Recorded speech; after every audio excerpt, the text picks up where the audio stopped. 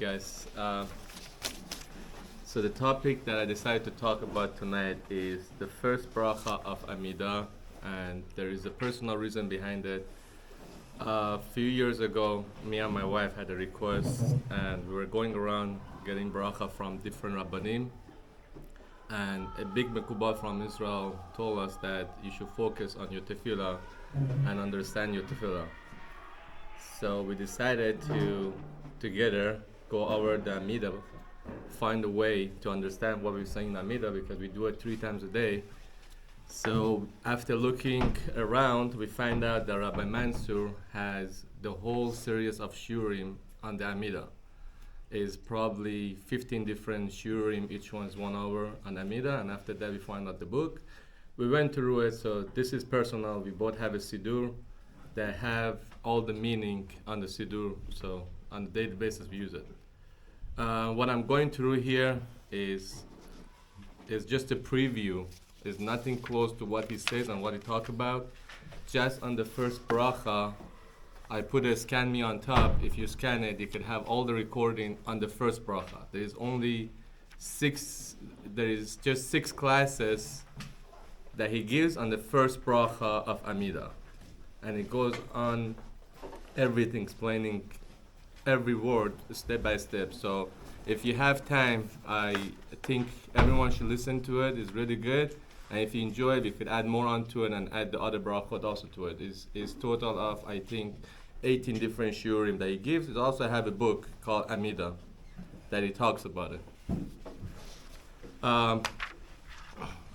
There is a big machlokes about the first bracha of Amida. People say that there's a lot of rabbanim that said if you don't have focus on the first bracha, you should go back. Even if you say the whole name of Hashem and everything, you should go back. Rabbi Wadi Yosef came out and says that in this generation, unfortunately, we are too busy and our mind is so distracted. Even if you go back, we're not going to have focus. So he said you shouldn't go back.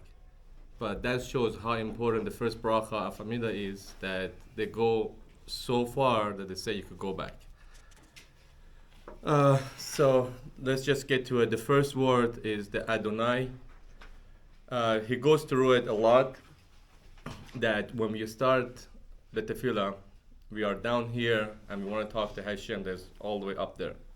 In order for our tefillah to go all the way up, we need some kind of power to open up the pathway for us, to open up the gate for us. You can't just start talking to the king. You need some kind of power to open up the path. And they say this name of Hashem has such a power, if you have enough kavanah, that with just saying it and have the kavanah on it, it could open up the whole pathway for you, that you could talk directly to Hashem.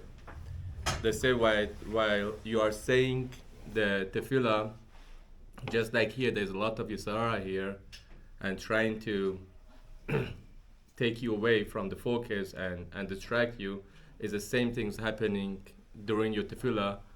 When you say your tefillah, there's a lot of malachim that is trying to take away your tefillah, trying not to get to it. And this name of Hashem has such a power to clear. It's like a bomb. Clear the whole pathway for your tefillah goes straight up. Another thing to go to it, if you take the miloi of the word Adonai, is 671. The 671, according to Arizal, is the same gematria of Tet Resh Ayin Aleph, that is also in Aramaic means gate. So this name of Hashem is like a gate. You open the gate. So Fatay Tifta is, imagine you want to go talk to the king, or imagine me sitting here, I come and talk straight right now. Now, it's the same thing. It should be the same thing when you're talking to Hashem. You shouldn't be able to talk. It's like talking to the king. So you are basically asking Hashem, you should open my mouth so I could talk to you. Because praying to Hashem, it should be like you're standing in front of a king. None of the words should come out if you're standing in front of a king, in front of something that high up. So we are asking Hashem, open up my lip so I could start praying to you. And Ofi Yagit Eletecha, you should help me so I could start praying. So the first sentence is just asking Hashem to, it's just introduction, asking Hashem, please open up my lips so I could talk to you. The next word is Baruch. Baruch is basically saying it, Hashem is the source of all the blessing.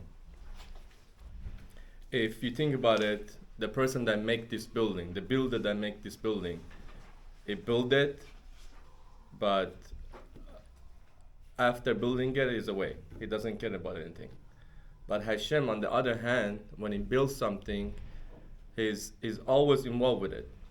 He's involved from the first second, and is always going on, knows exactly what's going on. So he's always involved with our life and know exactly what's going on. So when we say the word Baruch, because we are recognizing it that he's the source of all the blessing, and we are standing in front of someone that is the source of all the blessing, we bow down our body. That's why we bow down our body, because we know we are talking to someone that is source of all the blessing. The next word, ata, if you think about it, is a direct word. It's like, you, come here. It's basically saying to someone, you. Basically, Hashem is okay. Hashem wants us to be that close to him, to use the word ata, you, to him, and say, you. It's really not the word that we talk to the king. That's not the way that you could talk directly. That we shouldn't do that. It's not the way that we talk directly to the king. But in this prayer, we say ata. He led us to be close. The next one is Yud Ke Wav Ke. There's two different kavaniyot that we need to have for Yud Ke Wav Ke. The first one is Hashem is the master of all. And the next kavanah is he was, he is, and he always will be. Every time you want to say the name, you should have the kavanah that he was there, he's still involved with us, is still involved with our life, and he will be. So he's the only one that knows exactly what's good for us. So our tefillah goes directly to him, because he's the only one that knows the future and knows what's good for us. Elokeinu. So as I said before, Hashem is a creation, basically. He's all the powerful.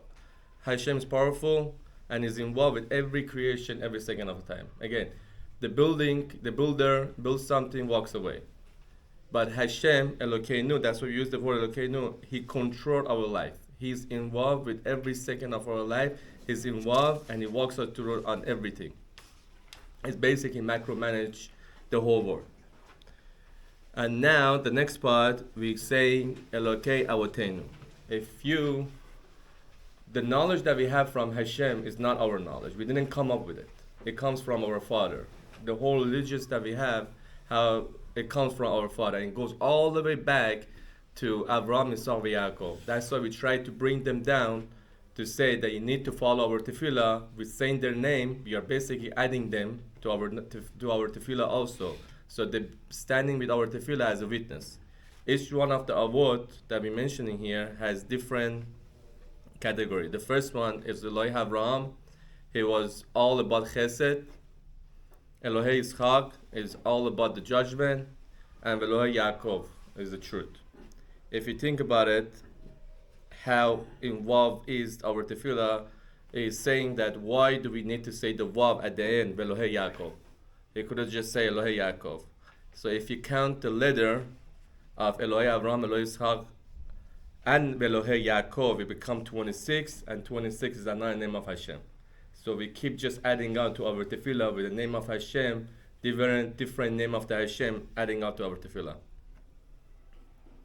So the next part, the next three words, basically goes back to our father, to our fathers also. Elohei Avraham, Elohei Yitzchak, Elohei Yaakov. Ha'el is the name of the Hashem that is corresponding to Chesed, just like Abraham. So Ha'el is, we're just basically telling Hashem, please deal with us Chesed, the same way that Abraham was Chesed, you should deal with us Chesed also. Hagadol means something big, something that goes from earth all the way to the up, and something that is not imaginary, is really big. Hagibor is that we are basically telling Hashem, the meaning of it is that even though we are guilty and Hashem should really be angry at us, we are telling Hashem, do chesed with us, do kindness to us. So that goes back to Yitzchak, that even though he was judgment, we are basically asking Hashem that you should do chesed. And Even though Hashem knows that we do a lot of avera, and Hashem knows that we are constantly doing different avera, Hashem knows that one day we're going to come back, and that's the word Hagibor. Vahanora is the word Hagadol and Hagibor together, basically, and that goes to Yaakov. That's for the truth. The next word is El Elyon. God is beyond. He's not imaginary. He's not. You can never understand Hashem. There's no way to understand Hashem. So even though no one could understand him, but he's always with us. The next one is Gomel Chasadim Tovim, that Hashem does kindness. Everything that Hashem does to us is for our best. Even though we don't understand sometimes what's going on, but whatever he does, we're basically knowing, we're saying it, that whatever you do for us is for our own benefit, is for our own good. They're saying that there is 72 chasadim that Hashem brings to the world. However, because Hashem knows that we do some kind of avera, he took away 17. So there is 17 of the kindest chasadim that Hashem took away and put it back. And that comes out during the time of Mashiach. So with using the word, when we're saying tov, Gomer chasadim tovim, when you use the word tov, tov is 17. We're basically telling Hashem that we are acknowledging the other 17 chasadim that Hashem have, that we are basically telling Hashem, you also have another chasadim, another extra chasadim, that you reserve it. We also want to be part of that. Goneh hakol.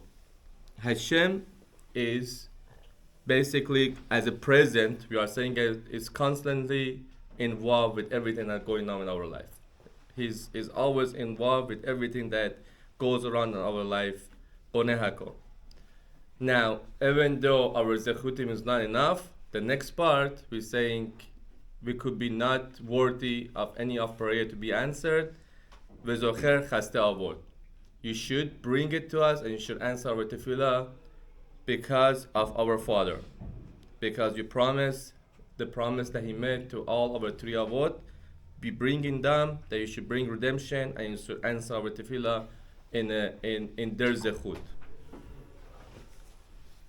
Umavi goal, and you should bring us redemption. If you see, is a present tense.